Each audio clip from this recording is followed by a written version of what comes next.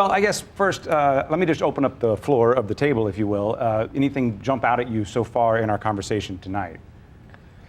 Yeah, I mean, I would say that one of the things that was interesting, just as far as the whole McCaskill and Aiken, I mean, it is interesting to think that also the mixture of the Republican and Democratic winners or losers, and it's just, I think it is actually a huge statement to Missouri to say that, yeah, we voted for a Republican president. And then also voted for all these Democrats. It's fascinating to me, and we were talking about this before. Yeah, go ahead. Well, I'm just going to say that, yes, I've talked with a lot of friends of mine who are from the coast or from other places, and they laugh when people say, I'm liberal, but you're from Missouri, you're not. We're people who are supposedly liberal in this state, or Democrats, or whatever you want to say, are not nearly as bleeding heart or liberal or whatever, again, whatever you want to say. Liberals. Yeah, exactly.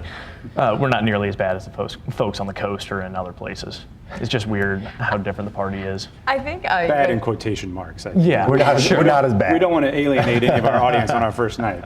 Right. I think the questions that were raised beforehand were really good about rebranding the Republican Party. You know, I guess the question I always, when I do hear that, and I think Senator Danforth brought up a good point, though, it's like, can you rebrand a party that in truth doesn't necessarily feel the things that you're going to rebrand them as? So, I mean, if you are alienating women, minorities, Hispanics, and focusing solely on gay marriage and abortion, and you truly feel that way, you know, can you technically, from an advertising and a branding and a marketing perspective, as a PR professional, yes, as a PR person, you can rebrand it. But the problem is people still feel so aligned to those views. So how can, I think, again, from all the pundits who are just talking, how can you sort of open up that dialogue, you know, and how can we get people who might be, which are a lot of conservative Democrats in this state, to not feel as offended by, personally, I think, by the Republican Party, at least how it operates in this state and on a national level. Yeah, I would agree with you to a large extent.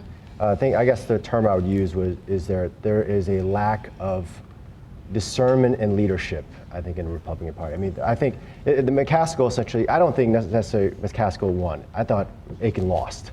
I mean, that was kind of what I think most people would say. And it's because we see leaders as people who communicate well and are speaking for the public and for the people. And Aiken failed. The other topic we brought up was kind of a little bit of an urban-rural divide. Yeah. Did that strike a nerve with you? I don't know if you saw this map, and I should have been more specific. It was the presidential breakdown, the voting, and really, you know, throughout every state where the urban cores are is where the blue is, and then everything else is kind of red. Does that bother you? Is that important, or has it always been that way? You know, for me, I look at sort of my family. I look at my in-laws. I look at families that I just friends, and it is kind of scattered like that. Where my friends are in the urban area, who are especially down here in St. Louis, tend to lean a little bit more towards the left, and then, you know, family and folks out in the urban areas tend to lean definitely towards the right. And it's really difficult to have a dialogue. It really is. And so I could not agree more. That does not surprise me. I mean, it really doesn't. I mean, do you watch Fox News or not? You know, one thing. Go ahead. No. So what about that dialogue, though? I mean, is compromise?